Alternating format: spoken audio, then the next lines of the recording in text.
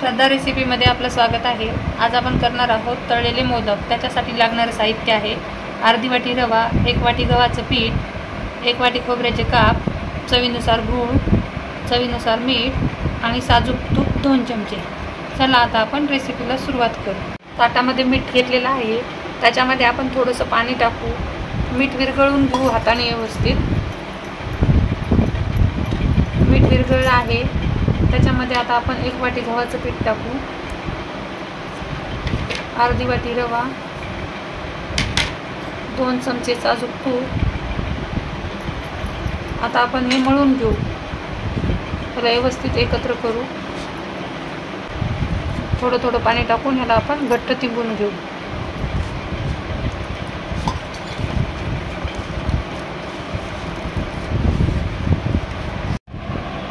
आपला उंडा तिंबून झालेला आहे। आता आपण ह्याला 10 मिनिटासाठी मुरू देऊ। आपण ह्याला असं झाकून ठेवून देऊ। तोपर्यंत आता आपण आपलं खोबरं बारीक करून घेऊ। आता आपण हे खोबरं मिक्सरला बारीक करून घेऊ। आपलं खोबरं मिक्सरला बारीक करून झालेलं आहे। आता आपण ह्याला परतून घेऊ। आपली कढई तापलेली आहे, त्याच्यामध्ये आपण 1 चमचा तूप टाकू।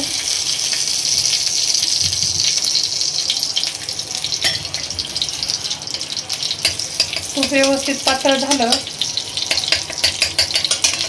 की आता आपण त्याच्यामध्ये बारीक केलेलं खोबरं टाकू। खोबरं आपण व्यवस्थित परतून घेऊ।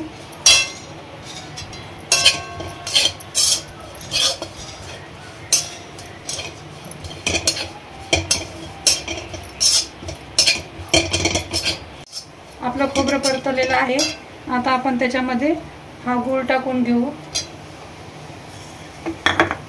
व्यवस्थित हलवू। आपलं हे मिश्रण झालेलं आहे।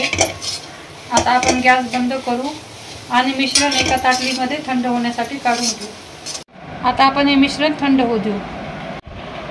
चला आता आपण मोदक करून घेऊ। हे असा उंडा घ्यायचा आहे, ह्याला थोडं पिठामध्ये बुडवून घ्यायचं आणि हाताच्या साहाय्याने असं गोल करायचं। तुम्ही कोळपाट बेलण्यानं पण करू शकता, पण मी हातानंच करणार आहे। आता आपण याच्यामध्ये मिश्रण भरू आणि ह्याला अशा तळ्या पाडून घेऊ।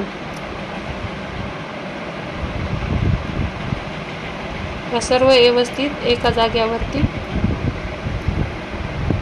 अशा जोडून घ्यायच्या।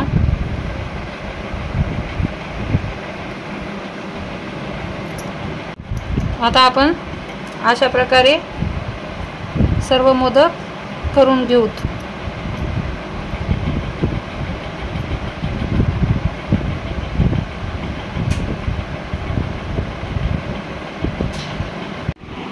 आपले मोदक बनून तयार आहेत।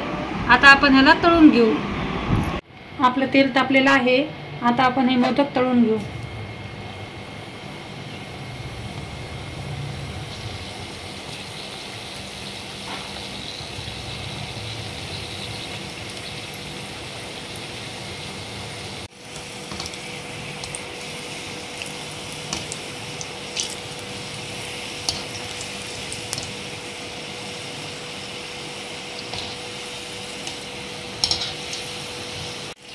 आपले मोदक पहा कसे तळले आहेत।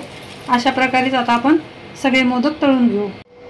आपले मोदक तळून तयार आहेत, तुम्ही पाहू शकता। तुम्हाला जर माझा व्हिडिओ आवडला असेल तर माझ्या व्हिडिओला लाईक करा, शेअर करा। धन्यवाद।